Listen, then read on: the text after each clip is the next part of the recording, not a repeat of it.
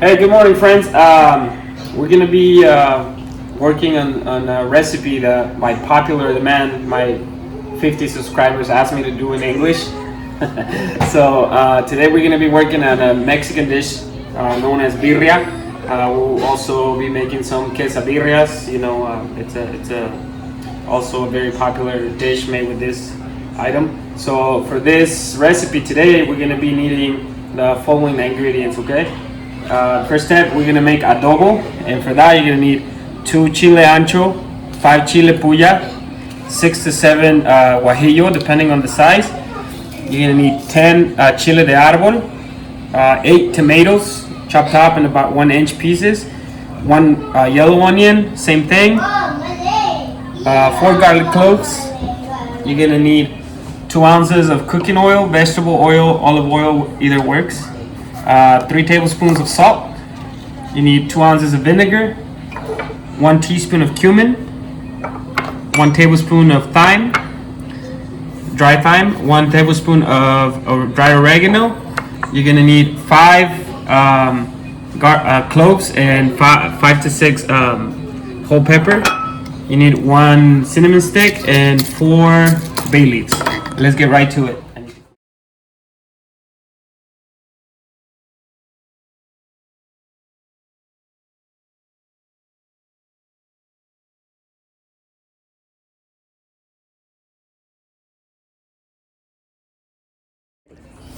Okay, so now over high heat to start, we're gonna add our oil. Let that get really nice and hot. Okay, now that our oil is hot, we're gonna add our tomatoes, onions, and garlic. And then we're gonna cook this for about 5 minutes, just to start breaking down the tomatoes and for the onions to start to get translucent, right? Start the flavors out of it. Now that our tomatoes and onions have been cooking for about 5 minutes, we're gonna add our chiles, right? And the rest of our ingredients except the water. So go the cloves and the pepper, oregano, thyme, the cinnamon stick you want to kind of break just to make it easier on the flavor to be extracted and when we blend it. The bay leaves, and the cumin. Now salt, I said 3 tablespoons, but I don't really like to give measurements. It's more to taste. You could add the 3 tablespoons is about what I'm gonna be using, but I would start low and then add more as you feel is necessary, depending to your taste buds. So we're gonna let those chilies cook for about another 5 minutes, and then we're gonna add water. Yep. Okay, so our chilies have already cooked for about 5 minutes. They're starting to get really soft and tender. We're gonna add our vinegar and a quart of water, okay? And then we're gonna let this simmer for a good 5-10 minutes. Yeah. Okay, so for this next step, I have 3 gallons of water. That's gonna vary depending on the size of your pot. For this amount of meat, 2.5 gallons, 3 gallons is enough. I have about 5 pounds of beef chuck, and then 2.5 pounds of short ribs, right? So traditionally people makes this dish with goat meat, but I really don't like its flavor or the aftertaste that it leaves. So beef will be just fine. We're gonna cut these into about 3-inch, 2.5, 3-inch pieces. You don't want them too small because it'll overcook by the time the stew is ready. So if you follow my direction, you can end up with the perfect meat. Just gonna dice it up with some nice big chunks, and then we're just gonna go over and add it to our water. So while we were making the adobo and cutting this meat, like I said, I have this water already boiling. So we're gonna add our meat to the pot. What kind of meat? Just be careful when you putting it in, not to drop it, because you might get splashed in the face and it's not gonna be fun. So just go close to the water and easily just drop it in.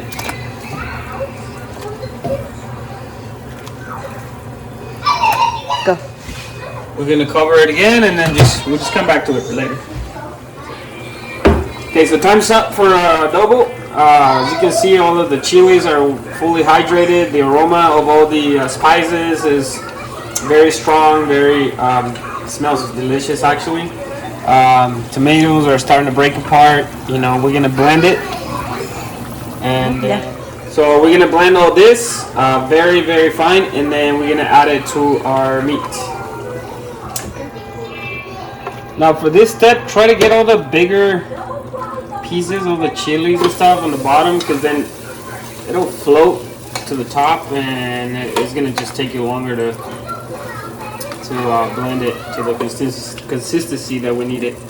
Now you have all those bigger pieces out, just pour all the liquid. Very important that we use all of it, because that's where all the flavor is gonna be. Back over here.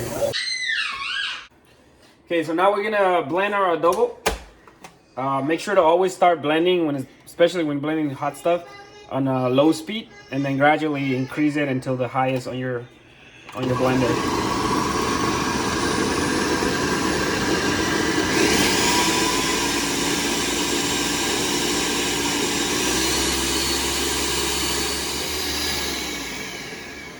Okay, so we've finished blending.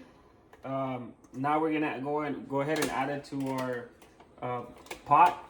Okay, so now that our adobo is nice and smooth, we're just gonna add it to the meat. You don't want to waste any of this flavor, so just add some water to the blender and then just kind of extract all that out. We're gonna cover again, and then we're gonna let this boil for about 2.5 to 3 hours, and then we'll check about 2 hours, and then if the meat is ready, then it's done. Okay, so while we have our meat cooking, we're gonna start making our sauce. For this step, we're gonna need 5 to 6 chile guajillo, 5 to 6 chile puya, 5 chile de árbol, 3 to 4 serranos. Now these will change depending on how spicy you want it. I have here 10 Roma tomatoes, about 6 tomatillos, 3 garlic cloves, 1 teaspoon of ground cumin, 3 tablespoons of oregano, 4 little cloves, and then again the salt is going to be to taste. I'm gonna about 2 tablespoons for this recipe. We're gonna add our tomatillos, tomatoes, and garlic cloves to the water, boil them out, and then we'll come back and add some more stuff. All right, now we're gonna go and add our chiles, tomatoes, and tomatillos with the garlic in the water. Boil that out, and then when we blend, we'll add the rest. Okay.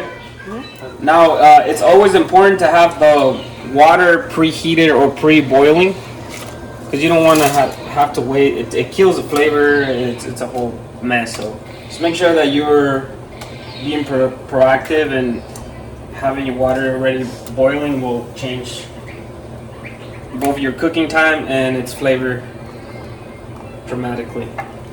So we're gonna boil this for about 15-20 minutes. Once it's all soft and tender, we'll come back and add the stuff. We're gonna boil this for about 15-20 minutes. Then we'll come back and blend with the rest of the spices. Okay? Ready when you are. Okay, so our vegetables have been boiling for about 15 minutes. Now we're gonna take them out.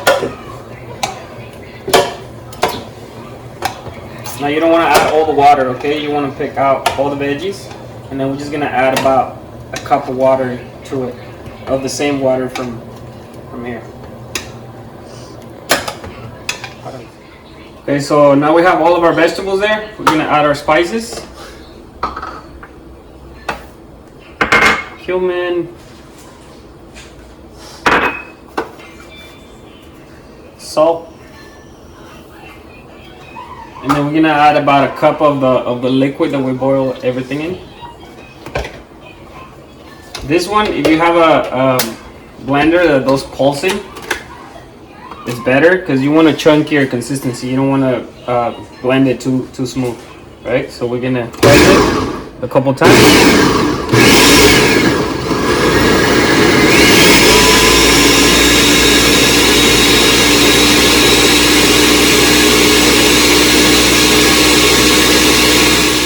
Okay, now we're gonna heat up about 2 ounces of oil. And once that's really hot, we're gonna stir fry our sauce and then simmer it at a mid-high flame, in a mid-high flame for about 30 minutes.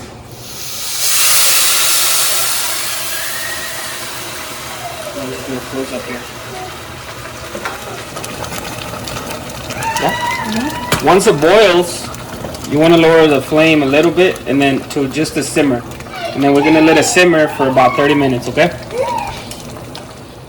Now that our sauce has been boiling for a while, get closer. Our sauce has been boiling for about 20-30 minutes. And as you can see, it gets this orangey consistency. Make sure that when you're doing this step, you stir occasionally because it will get stuck to your pot and burn.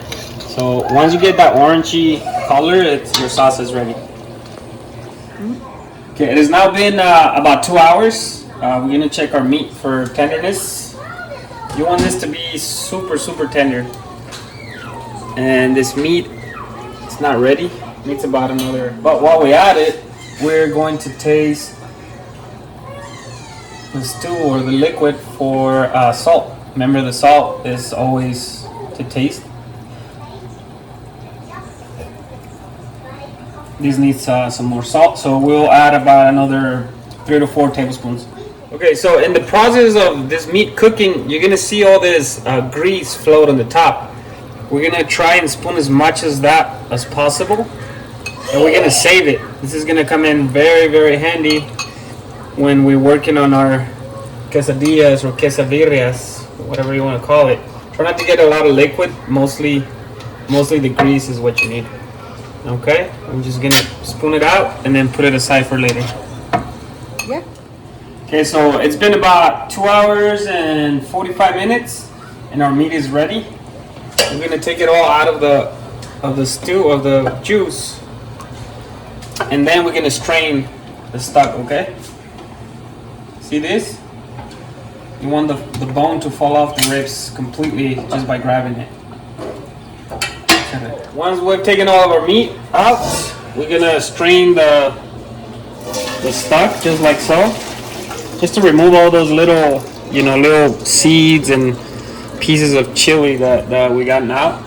This stock, you can either eat it with the birria itself, or you could use it to dip your quesadillas in it. So very important to save it just like so, all the way till you're done with it.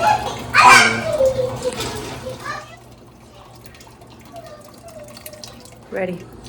Okay, so now to serve, we're gonna grab some of our meat. Make sure you get a little bit of both the ribs and the beef chuck. We're gonna chop it up lightly. You don't want to make it too small.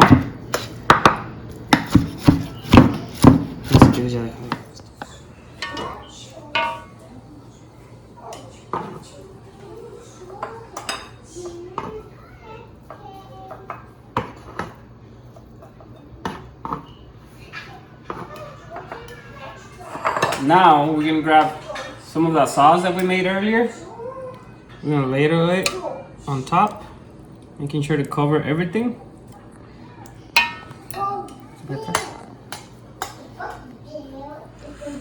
Some cilantro, some onions, and you're ready to munch. Okay, so now we're gonna move on to making the quesabirrias. For that, you're gonna need some corn tortillas, the grease that we saved from the birria steps, cheese. In this case, I'm using Jack. You can use mozzarella. Those are the two that work best, but any cheese of your choice. And then some diced up meat from the birria. We're gonna spread some of that grease on the tortilla, and then a little bit. Skillet, make sure that it's a non-stick skillet. It'll work best for you. If not, then you could probably just avoid this step and just make a regular quesadilla. Later some cheese on the bottom, tortilla on top, and then you're gonna put cheese inside. You want to leave that cheese to make a crust, kind of like those vegetarian tortilla. We're gonna leave the cheese on the bottom to get a little crusty. You're gonna add whatever amount of meat you want to add in there. Once the cheese inside it's melted, we're gonna fold over.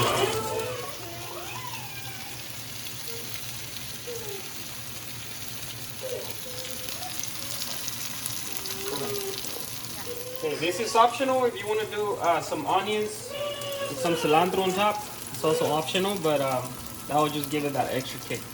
Once that tortilla is crusty on the bottom, you're gonna grab and fold just like so, and give it another minute or so for the cheese to fully melt in the inside.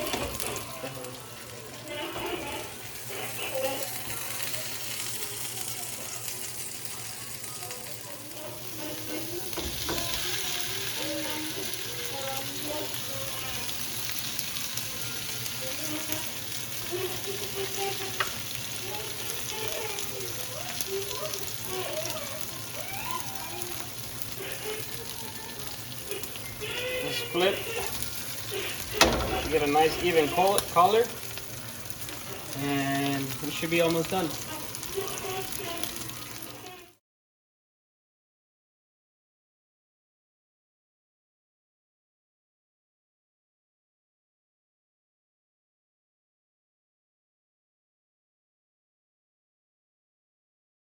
Right, now the moment of truth. Just squeeze some lime on it.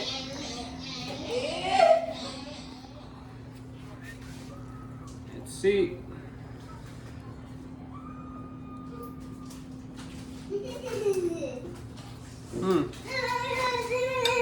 Delicious.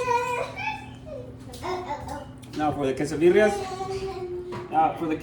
You can either add some of the sauce inside, on top, across. You eat the consommé. You dip it in there, squeeze some lime. Options are endless. This is very, very delicious. Don't forget to subscribe and like, support my channel. Thank you. Y sigo gozando, yo sigo cantando y sigo gozando.